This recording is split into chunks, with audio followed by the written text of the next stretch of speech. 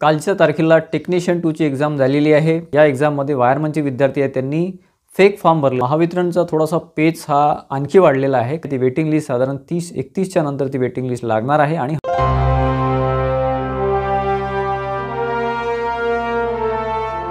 नमस्कार विद्यार्थी मित्रांनो, मी अमोल आगरकर।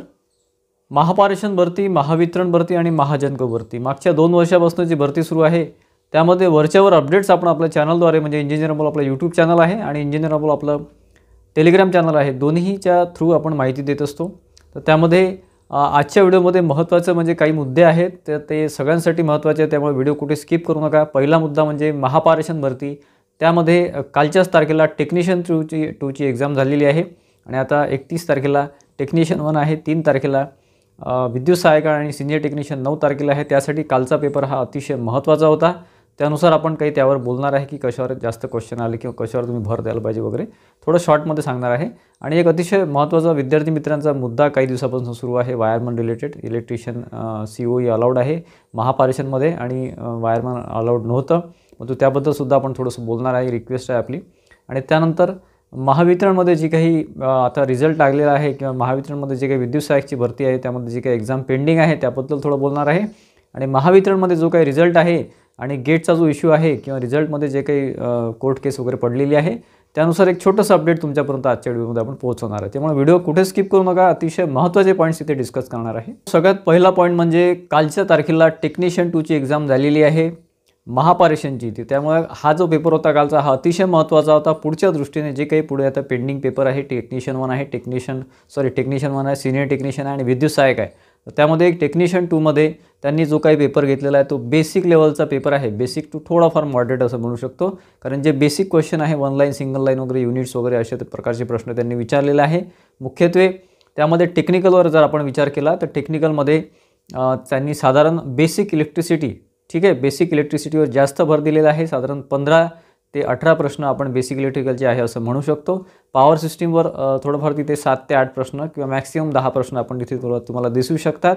आणि मशीन्सवर त्यांनी स्पेसिफिकली सांगायचं झालं तर मशीन्सवर त्यांनी जास्त प्रश्न टाकलेले आहे, साधारण 12 ते 15 प्रश्न एक्सपेक्टेडपेक्षा जास्त प्रश्न मशीन्सवर टाकलेले, मोटर्सवर टाकलेले आहे, ट्रान्सफॉर्मरवर टाकलेले आहे, ठीक आहे।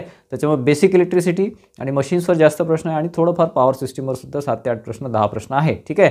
आणि बाकी बेसिक इलेक्ट्रॉनिक्सवर कुठलाही प्रश्न त्यांनी टाकलेला नाही आहे माझ्या माहितीप्रमाणे।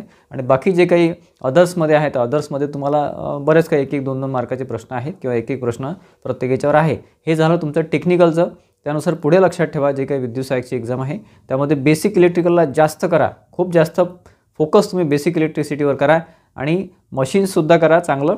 आणि मशीन्सपेक्षाही जास्त माझं अजूनही मी तुम्हाला हेच म्हणेल की पॉवर सिस्टीमवर, ट्रान्समिशन लाईन, डिस्ट्रीब्युशन लाईनवर तुम्हाला जास्त प्रश्न दिसू शकतात।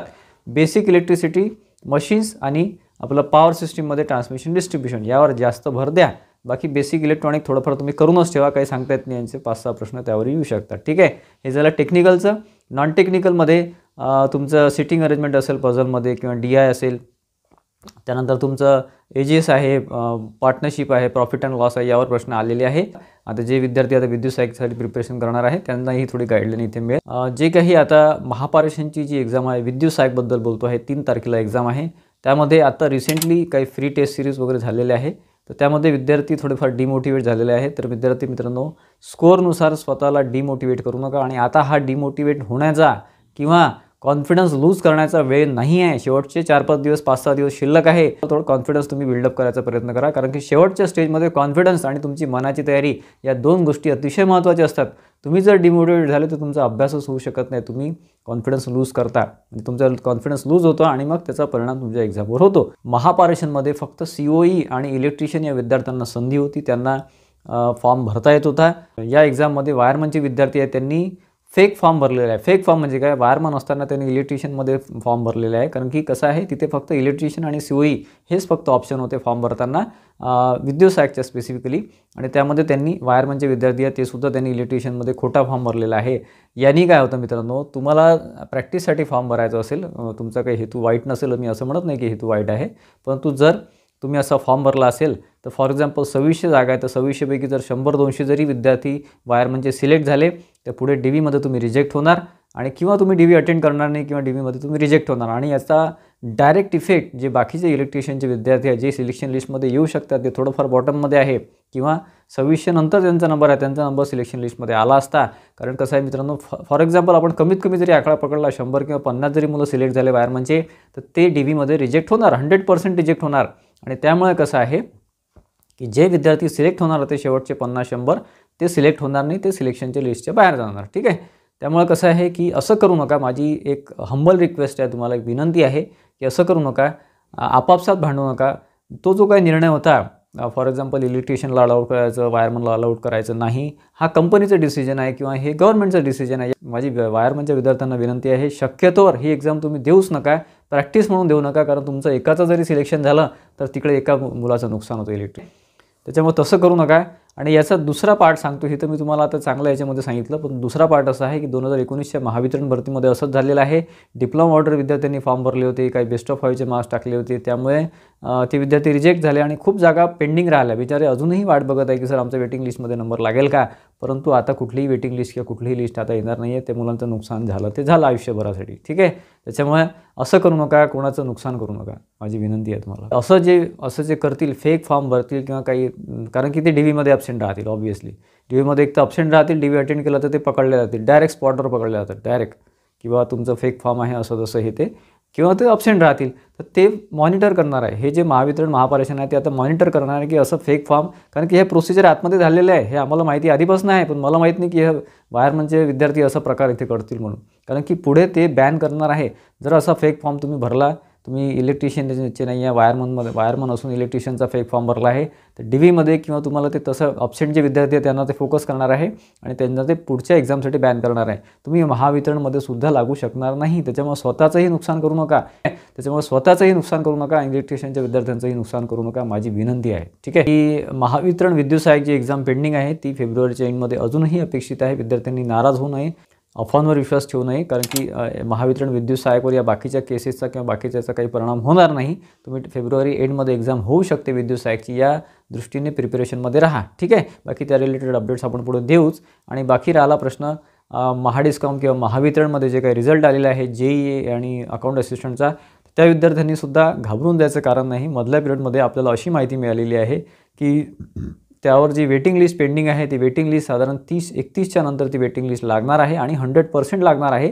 त्यामध्ये जे काही आता DVमध्ये विद्यार्थी रिजेक्ट होतील किंवा ॲब्सेंट राहतील, त्यानंतर ते आकडा काढणार आहे की बा कितीची वेटिंग लिस्ट लावायची. त्याप्रमाणे विद्युत सहाय्यकची सुद्धा पुढे वेटिंग लिस्ट लागणार आहे आणि महावितरणमध्ये जे काही भरती आता रिझल्ट आलेला आहे त्यांचीसुद्धा वेटिंग लिस्ट लागणार आहे. 50% ही वेटिंग लिस्ट लागणार आहे. त्याच्यामुळे त्यांनासुद्धा संधी विद्यार्थ्यांना मिळणार आहे वेटिंग लिस्टची. ठीक आहे. परंतु मध्ये जे आता घडलेलं आहे, फॉर एक्झाम्पल गेट केस आहे, गेटचे विद्यार्थी सिलेक्ट झालेले आहे 10%मध्ये, किंवा काही गोष्टी अशा घडलेल्या आहे, किंवा मार्क्स त्यांनी शो केलेले नाही आहे. मार्क्सचा सुद्धा आपल्याला अपडेट मिळालेला आहे की मार्क्ससुद्धा ते पुढे शो करणार आहे. पुढे म्हणजे साधारण फेब्रुवारीच्या फर्स्ट वीकमध्ये ते मार्क्ससुद्धा शो करतील तुमचे, आणि प्लस वेटिंग लिस्टसुद्धा जाहीर करतील. आणि याचबरोबर इथे गेट जे काही कोर्ट केस टाकण्यात आलेली आहे, त्यामुळे स्टेसुद्धा आलेला आहे. ही सुद्धा न्यूज खरी आहे आणि स्टे आलेला आहे, परंतु DV अजूनपर्यंत सुरू आहे, हे आपल्याला माहिती मिळते आहे. खूप मोठी चूक महावितरणची पण आहे. मी तुम्हाला स्टार्टिंगमध्ये रिझल्ट आल्याबरोबर दुसऱ्या-तिसऱ्या दिवशीच व्हिडिओ घेतला होता आणि सांगितलं होतं कोर्ट केस पेंडिंग असताना अगेन्स्ट गेटच्या रिलेटेड जी काही कोर्ट केस होती ती पेंडिंग असताना यांनी रिझल्ट लावायलाच नको. यांनी रिझल्ट लावला आणि आता बघा त्या रिझल्टमध्ये त्यांना थोडंफार चेंजेस करावं लागतील. ठीक आहे. आता पुढे जे गेटची केस आहे त्याचं पुढच्या काही दिवसामध्ये सोल्युशन मिळेलच आणि गेट बऱ्यापैकी कॅन्सल होण्याची शुद्ध शक्यता आहे. स्पेसिफिक फक्त AEसाठी आहे बरं. अकाउंट असिस्टंट JEEमध्ये इथे कुठलाच प्रकारचा फरक पडणार नाही आहे. ती लिस्ट तशीच राहणार आहे. त्यांचा DV पूर्ण होणार आहे आणि त्यांचं पुढे वेटिंग लिस्टसुद्धा लागणार आहे. बरेचसे काही चुकीच्या गोष्टी माझ्या कानावर आलेल्या आहे की ज्या घडायला नको अशासुद्धा गोष्टी घडायला कानावर आलेल्या आहे आणि त्या बाबतीत महापारेषणसुद्धा आणि महावितरणसुद्धा थोडंसं त्या बाबतीत आता सजग झालेलं आहे की काही सेंटर्स आहे तिथे काही प्रकारच्या ज्या घडायला नको अशा घडामोडी घडलेल्या आहेत किंवा पुढे सुद्धा घडण्याची शक्यता आहे. त्याच्यामुळे महापारेषण त्यावर आता वॉच ठेवणार आहे आणि बरेचसे विद्यार्थी हे फेक सर्टिफिकेट देऊन इथे जॉईन होण्याचा प्रयत्न करत आहेत. आणि पुढे तुम्हाला सांगतो, ही गोष्ट नोट करून ठेवा, जर तुम्ही फेक सर्टिफिकेट देऊन महापारेषण महावितरणमध्ये जॉईन झाले तर पुढे तुम्ही लाईफ लॉंगसाठी कुठलीच एक्झाम देऊ शकणार नाही, तुम्ही बॅन होणार आहे. हे कन्फर्म माहिती माझ्याकडे आहे. ठीक आहे. आता महापारेषण त्या बाबतीत खूप जास्त सिरियस झालेलं आहे. महावितरणसुद्धा विद्युत सहाय्यकमध्ये त्या बाबतीत जे काही घडामोडी, कारण JEEमध्ये असे प्रकार उघडकीस आलेले आहे. काही प्रमाणात आहे, खूप कमी प्रमाणात आहे, म्हणजे जे काही सीट्स असतील त्याचे 5% 10% असे प्रकार होत आहे, जे व्हायला नको. परंतु आता महावितरण महापारेषण त्या बाबतीत खूप जास्त स्ट्रिक्ट झालेलं आहे आणि आता पुढे जे व्हेरिफिकेशन होणार आहे, डॉक्युमेंट व्हेरिफिकेशन होणार आहे, ते 2 ते 3 वेळा होऊ शकतं, इंटरनलसुद्धा होणार आहे. त्यासाठीच ते तुमचं ओरिजिनल सर्टिफिकेट तुम्हाला मागत आहेत, लक्षात घ्या. या गोष्टी खूप आतल्या आहे, पण तू थोडं सजग व्हा आणि हे जे प्रकार वगैरे होत आहेत ते होऊ देऊ नका किंवा स्वतःहून तरी करू नका, कमीत कमी माझी विनंती आहे. तर आशा करतो मित्रांनो हे काही 4-5 पॉईंट होते मला तुम्हाला तुमच्यापर्यंत पोहोचवायचे होते, अपडेट्स होते. आजचा व्हिडिओ तुम्हाला आवडला असेल, बऱ्यापैकी इन्फॉर्मेशन मिळाली असेल तर व्हिडिओला लाईक करा आणि जास्तीत जास्त विद्यार्थ्यांमध्ये शेअर करा, जेणेकरून जे काही मी बोललेलो आहे ते सगळ्यांपर्यंत पोहोचेल आणि कुठेतरी आपला विद्यार्थ्यांचा काहीतरी फायदा होईल. आणि आपल्या चॅनलला सबस्क्राईब केलं नसेल इंजिनियर अमोल यूट्यूब चॅनलला तर सबस्क्राईब करून ठेवा. आपला ॲपसुद्धा इंजिनियर अमोल आपला ॲप आहे, खाली डिस्क्रिप्शन बॉक्समध्ये लिंक दिलेली आहे. त्यामध्ये टेस्ट सिरीज आणि कोर्सेस सगळे अवेलेबल आहे, सध्या डिस्काउंट प्राईसमध्ये आहे एक्झामपर्यंत, तर तुम्ही ते परचेस करू शकता. धन्यवाद मित्रांनो.